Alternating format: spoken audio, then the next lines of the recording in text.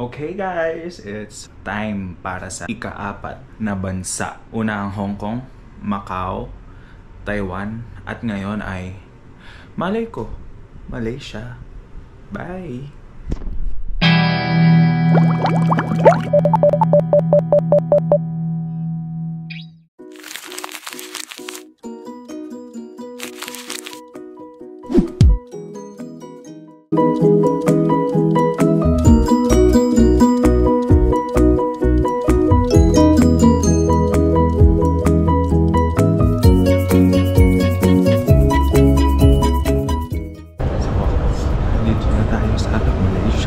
Nakapag mouthwash na din. Kanina parang hindi na siya bibig eh.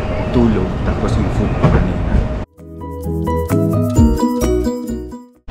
So guys, nandito na tayo sa hotel. Mga 2 AM na.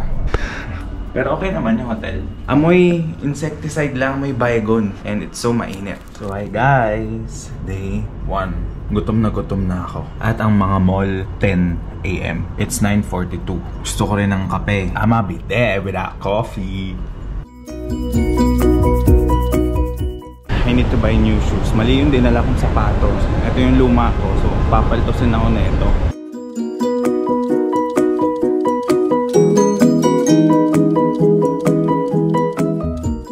Nahihirapan akong tumanggi sa salesman.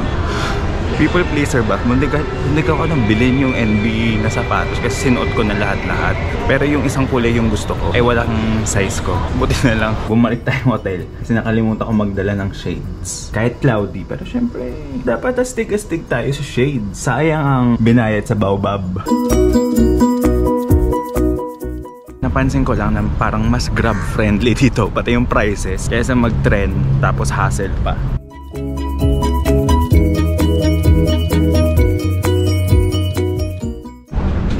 Welcome to Merdeka. Dataran Merdeka. Tama ba?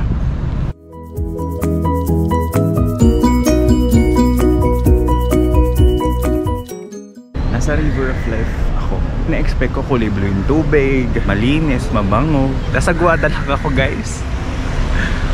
Guada.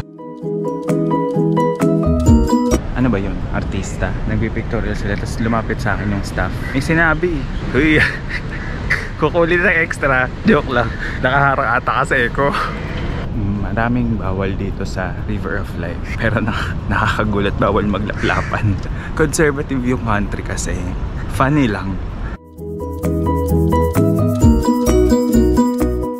Init pa rin ang cellphone ko. Tapos, gutom na ako. Pero nalipasan na ng gutom. Tapos, yung bunganga ako, amoy gutom na talaga. Perfect. Pero wala pa naman akong balak kumain pa.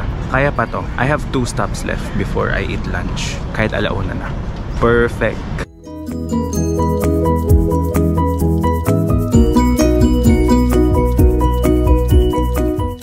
So currently, tayo ay sa Islamic Arts Museum, Malaysia.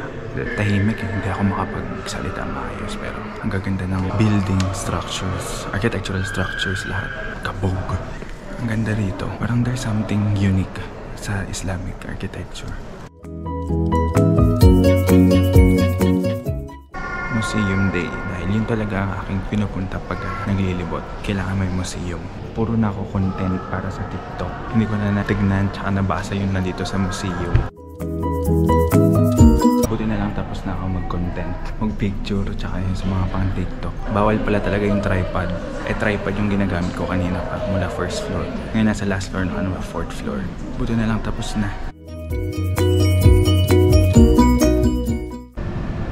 So ayan, akala ko totoong tao. Kinabahan ako. OA lang. Bakit? Hindi nga ako sa gutom mamamatay. Sa uhaw naman. Walang mga libreng tubig. Hindi kagaya sa Taiwan.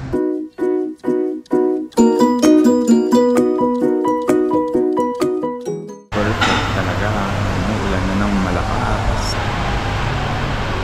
First time magte-train at naliligaw. Hindi alam kung nasaan ang platform. Hindi ko na alam. Good luck. Night market. Ikutin muna natin dulo to dulo bago tayo maghanap ng kakain. Sobrang haba ng food street na to. Night market na to. Dami. Sobrang dami. Wala naman ako mapili.